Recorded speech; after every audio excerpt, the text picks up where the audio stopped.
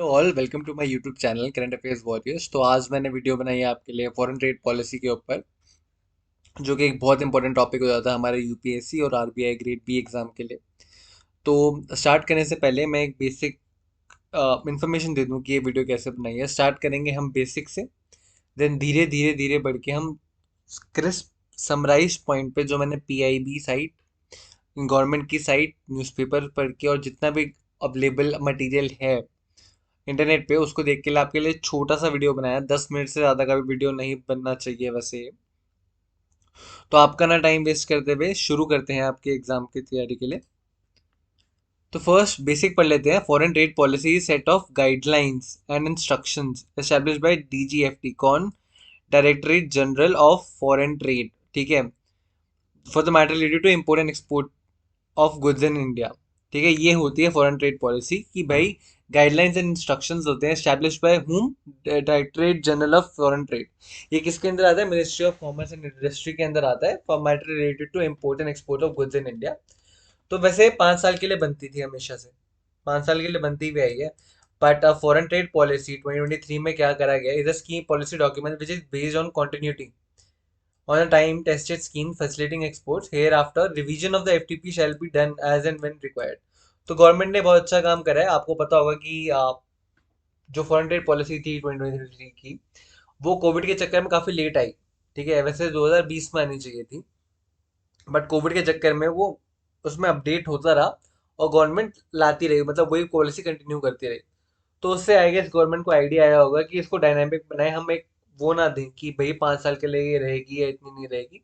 अब इन्होंने बनाई है कि एक्सपोर्टर से या इम्पोर्टर से जैसे भी इनको सजेशंस मिलेगा गवर्नमेंट को, तो ये रिवीजन करते रहेंगे। तो कोई इसमें पाँच ऐसे नहीं है कि 5 साल, 6 साल, 7 साल के लिए हमने स्कीम बनाई है।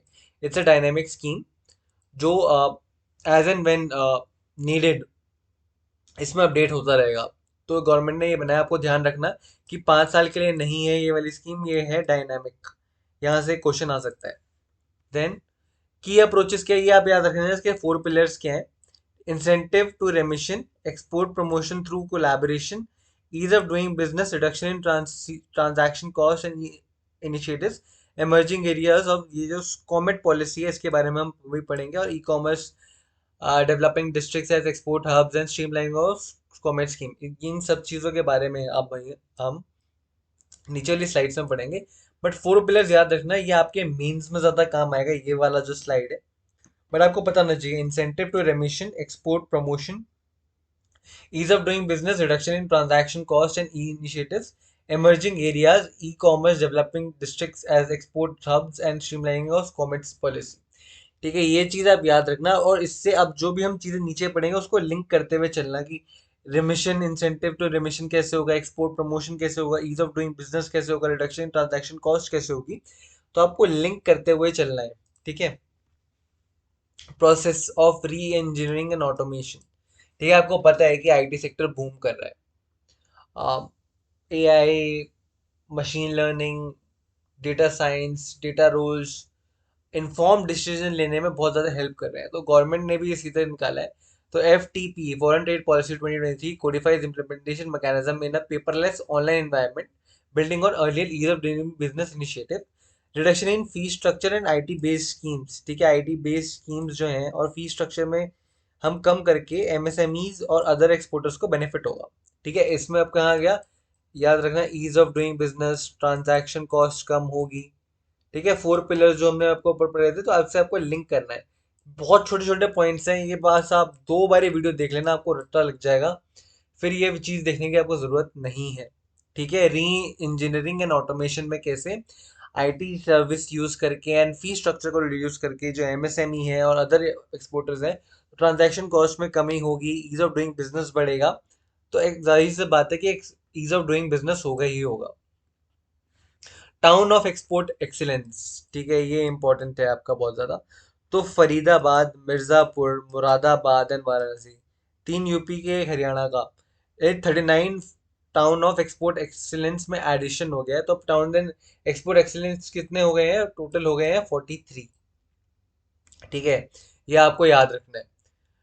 अब जो टाउन ऑफ एक्सपोर्ट एक्सीलेंस होता है, इसमें क्या होता है? प्रायोरिटी एक्सेस मिलता है इसको इन इन जो भी इसके अंदर बिजनेसेस होंगे एक्सपोर्ट से रिलेटेड MIA स्कीम के अंदर, एंड वो अवेलेबल कर पाएंगे common service provider benefits for export fulfilment under the EPCG scheme.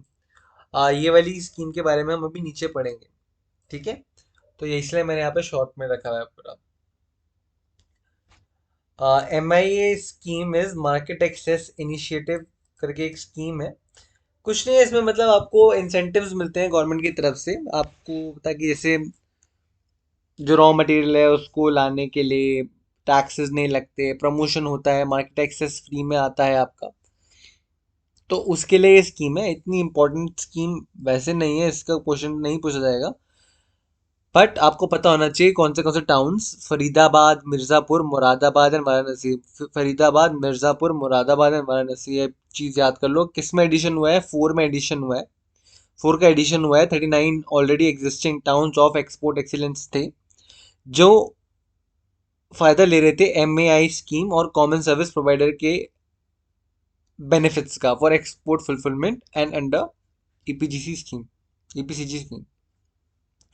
Recognition of exporters. अब इसमें क्या होगा, इसमें बोल रहा है कि एक्सपोर्टर्स एक तरह के टीचर्स बनेंगे। तो जिन जिन एक्सपोर्टर्स के पास, पहले मैं ऊपर से पढ़ लेता हूँ और फिर एक बार ही बताऊंगा क्या है। Export firms recognise with status based on export performance will now be partner in capacity building initiative on the best endeavours basis similar to each one teach one initiative. 2 star and above status holders would be encouraged to provide trade related trainings based on a model curriculum to interested individuals. तो क्या है, अब आपकी export performance को देख के एक आपको स्टेटस दिया जाएगा। अगर आपकी रेटिंग जो है वो 2 स्टार या उससे अबव है, ठीक है, तो आपको चांस मिलेगा कि आप ट्रेनिंग दे सको और लोगों को, इंटरेस्टेड लोगों को, एक मॉडल करिकुलम के ऊपर जो इंडिया को एक्सपोर्ट करने में हेल्प करेगा। तो ईच वन टीच वन का जैसे पावर है, बोलते हैं ईच वन टीच वन, ठीक है, ये इसका नारा साहब टाइप का मान लो। एंड 2 स्टार एंड अबव, ये अब चीज ऐसे है, 2 स्टार एंड अबव को स्टेटस जब मिल जाएगा, ठीक है, तो ट्रेड रिलेटेड स्कीम वो दे सकता है। तो हमारी गवर्नमेंट को क्या है, उसको उनको ज़्यादातर ट्रेड जो एक्सपोर्टर्स हैं उनको 4 स्टार या 5 स्टार बनाना की कोशिश करनी है हमें। ये पॉलिसी में है, यहाँ पे लिखा नहीं हुआ, बट मैं आपको बता रहा हूँ, ठीक है, क्योंकि मैंने पॉलिसी ही पढ़ी है। तो 4 स्टार और 5 स्टार बनाने की कोशिश है। तो 2 स्टार और अबव के होल्डर्स है, क्योंकि अगर आप दूसरों को ट्रेनिंग दोगे तो आपका ये भी मतलब है कि आपको खुद भी कुछ आता है, ठीक है। तो इसमें इतना ही है, बस 2 स्टार एंड अबव याद रखना, ये क्वेश्चन में पक्का आ सकता है। Next, promotion, promoting export from districts. अब आपको पता है कोऑपरेटिव फेडरलिज्म का ज़माना है। कोऑपरेटिव, माफ़ करिएगा राइटिंग बड़ी अजीब है क्योंकि मैं माउस से लिख रहा हूँ। फेडरलिज्म, फेडरलिज्म है, तो स्टेट्स को भी हम पार्टनर लेके चलेंगे, ठीक है।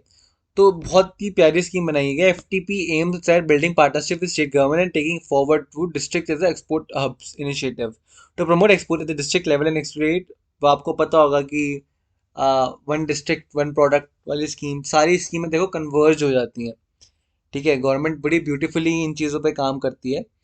तो district as export hubs initiative को यूज़ करके स्टेट गवर्नमेंट के साथ प्रमोट करी जाएंगी, डिस्ट्रिक्ट से चीज़ें एक्सपोर्ट करी जाएं। तो इसके भी लेवल्स हैं, डिस्ट्रिक्ट में कैसे कैसे ऑर्गेनाइजेशन होगी, आपको इतना याद करने की ज़रूरत नहीं है, बट आपको याद रखना कि हाँ, स्टेट भी इस फॉरेन ट्रेड पॉलिसी में पार्टनर है।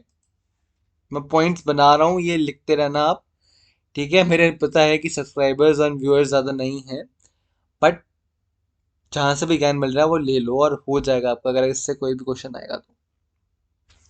हमने ऊपर पढ़ा था 4 पिलर्स में स्कॉमेट स्कीम। स्कॉमेट क्या होता है? Special chemicals, organisms, materials, equipments and technologies. तो ये क्या होती हैं? डुअल यूज होती हैं। डुअल यूज मतलब जिनका काम अच्छी चीज़ों के लिए भी हम बुरी चीज़ों के लिए भी कर सकते हैं। और ऐसे न्यूक्लियर वेपन बना सकते हैं, उसी से, जैसे यूरेनियम है, उससे ही न्यूक्लियर वेपन बन सकता है, उससे ही न्यूक्लियर एनर्जी बन सकती है।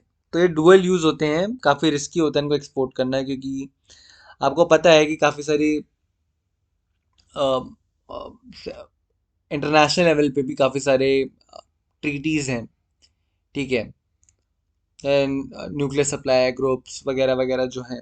तो इनमें काफ़ी सारी चीज़ें हैं कि भाई किसी गलत कंट्री को एक्सपोर्ट कर दी चीज़ें, तो वो डुअल यूज़ करके आपने जैसे किसी कंट्री को न्यूक्लियर एनर्जी के लिए यूरेनियम एक्सपोर्ट करा, बट उन्होंने न्यूक्लियर बॉम्ब बना दिया, तो इट्स नॉट सेफ ना।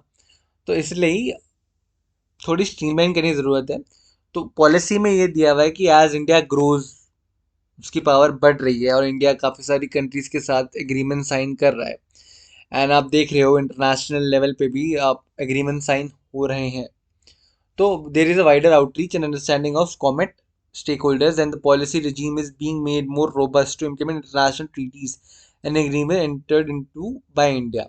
तो इंडिया काफ़ी सारी ट्रीटीज़ और एग्रीमेंट साइन करेगा कंट्रीज़ के साथ, ताकि ये चीज़ों को भी एक्सपोर्ट करा जा पाए, क्योंकि अभी काफ़ी सारे ईज ऑफ डूइंग बिजनेस इन चीज़ों में नहीं है for a reason, but streamline करा जाएगा, हमारी फॉरेन ट्रेड पॉलिसी ये कह रही है। Facilitating of e commerce products exports, तो बाय 2030 हमारा एस्टिमेशन है कि 200 to 300 बिलियन एक्सपोर्ट हो सकता है सिर्फ ई कॉमर्स साइट से बाय 2030। ये गवर्नमेंट की अपनी पॉलिसी में दिया हुआ है, और अपनी ही एक प्रेडिक्शन है कि इतना लेवल तक जाएगा। तो इसलिए एज अ स्टार्टिंग पॉइंट उन्होंने क्या करा है कि हम कोरियर सर्विस को, वैसे 5 लाख तक अलाउड था और 10 लाख तक अब कोरियर सर्विस का एक्सपोर्ट भी हमने शुरू कर दिया है। कोरियर सर्विस से हम कर सकते हैं, और अगर एक्सपोर्टर्स का अच्छा रिस्पॉन्स आएगा तो इस 10 लाख को बढ़ाया भी जा सकता है। तो मैंने बहुत शॉर्ट में यहाँ पे लिखा है, बहुत क्रिस्प नोट्स हैं, आपको बस याद रखना 5 लाख से 10 लाख रुपए कर दिया गया है, और ई कॉमर्स एक्सपोर्ट्स भी प्रमोट करने की कोशिश करी जा रही है।